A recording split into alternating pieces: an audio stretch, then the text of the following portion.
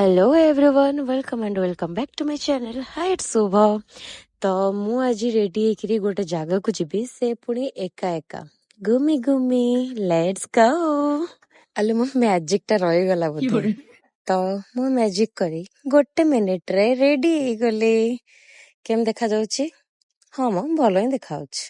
एते मेकअप सेकअप हेई सारा परे आहुरी भी मने पड़ची बोधे कौन टे छाड़ी देइची। ताको भी अध घंटा धरी खोजुची, पाखेरे रखीची वीडियो बनेई बोली, हेले पाउनी। देखुनांती पाइगली बोधे। हाँ तो एटा होची मोर फेवरेट, आ समस्तंकर भी हेइथिबो। एटा तो लास्ट रे लगेवा निहाती आवश्यक। से भी मो हाथ रे रोनी, गली गली पड़ुची। तो एबे रेडी हे गली। ଆଉ ହଁ, କାଲି ମୋ ସାଙ୍ଗକୁ କହିଥିଲି, ମାନେ କି ଆମ୍ବ ବିଷୟରେ ଡିସ୍କସନ ଚାଲିଥିଲା। ଆଉ ଆଜି ସେ ଏତେ ସାରା ତାଙ୍କ ଘରୁ ଆମ୍ବ ନେଇକିରି ଆସିଛି। ଆଉ ଆହୁରି ବି କିଛିଟା ଜିନିଷ ଅଛି, ଦେଖଉଛି ମୁଁ ଗୋଟେ ଗୋଟେ କରିକି। କିଛିଟା ସୁନ୍ଦର ସୁନ୍ଦର ଛୋଟ ଛୋଟ ଇୟରିଙ୍ଗସ, ଯେହେତୁ ମତେ ଇୟରିଙ୍ଗସ ର ବି ଶୌକିନ, ମତେ ଇୟରିଙ୍ଗସ ବି ବହୁତ ଭଲ ଲାଗେ।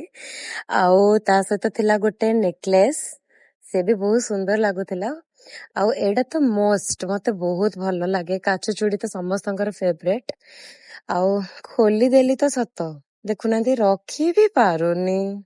ଦେନ୍ ଦେଖିପାରୁଥିବେ, ଏଇଟା ହଉଛି ମୋର ଆଜିର ଆଉଟଫିଟ। ଯାହା ହଉ ଭାଗ୍ୟ ଭଲ, ଗୋଟେ କିଛି ମ୍ୟାଚିଂ ସା ମିଳିଗଲା।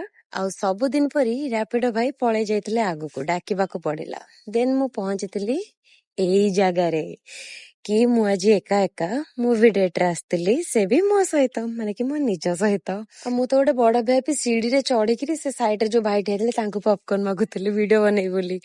ଦେନ୍ ମୁଁ ଏଣ୍ଟ୍ରି କରିନେଇଥିଲି ହଲ୍ ଭିତରେ, ସିଟ୍ ବି ମିଳି ଯାଇଥିଲା।